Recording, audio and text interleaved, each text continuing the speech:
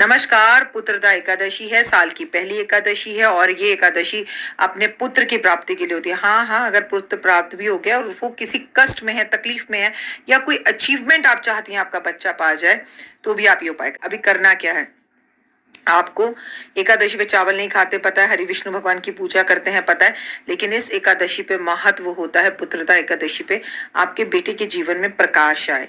तो आप भी चाहती हैं आए, बेटा हो या बेटी, उसके जीवन में अगर आप चाहती हैं प्रकाश आए या आपके खुद के जीवन में प्रकाश है, तो दीप दान का महत्व बहुत है। वो दीप जो आपने मेरे लिए कार्तिक में जलाए थे, वो दीप जो फिर मैंने आपके लिए मंदिर में जलाए थे, है ना, हमने एक दूसरे के लिए जलाए थे, तो उसी तरह के दीपों से रोशन करना है अपना घर। लेकिन क्योंकि मंगल का साल है, अग्नि लगने के कष्ट और तकलीफें हो सकती हैं। दीपक में लाल बत्ती का इस्तेमाल कीजिएगा। ईशान कोण में, मंदिर में, रसोई में, केले के पेड़ के पास, तुलसी के पास दीपक मैंने बता दिए, घी के अंदर जलाइए और अपने जीवन में जबरदस्त परिवर्तन देखिए। ओए हुए कमेंट्स में जय माता दी। अभी बहुत टाइम है, पुत्रदा एकादशी को लेके बहुत सारी बातें बताऊंगी, पर सबसे पहले अपनी मांग का सिंदूर ऐसे लेकर और ऐसे करके अपने बेटे के माथे पर जरूर लगा दीजिएगा। साल की पहली एकादशी पड़ने जा रही है 10 जनवरी को, पुत्रदा एकादशी। कहते हैं एकादशी का व्रत इसलिए रखा जाता है कि एक राजा के संतान प्राप्ति नहीं हो रही थी, तो उसने इस व्रत को रखा था, ऋषियों के कहने पर उसे पुत्र की प्राप्ति हुई थी।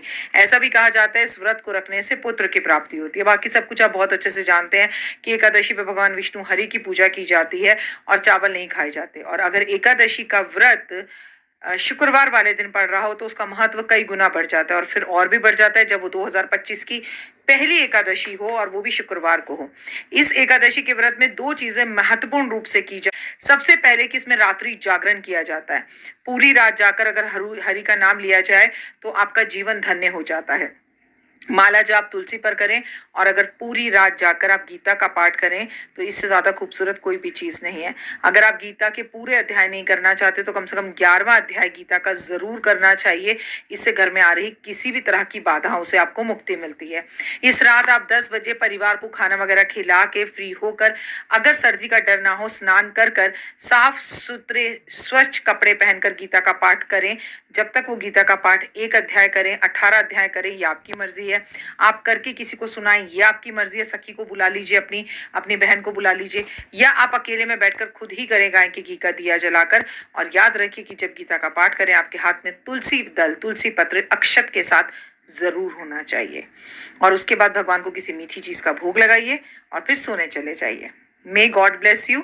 ये 2 मिनट का उपाय जिंदगी बदलने वाला होगा। इसे आप इस एकादशी से शुरू कर और साल 2025 की हर एकादशी पे रिपीट कर सकते हैं। क्या होगा ये तो कमेंट करके आप बताएंगे। गेम चेंजर होगा, जिंदगी बदल जाएगी और जीवन में जो आप चाह रहे थे वो चीजें दौड़ कर भाग कर आपके पास आएंगी। इससे ज्यादा खूबसूरत उपाय मैंने आज तक अपने डॉक्टर वायरा की यूट्यूब चैनल पर कभी नहीं बताया।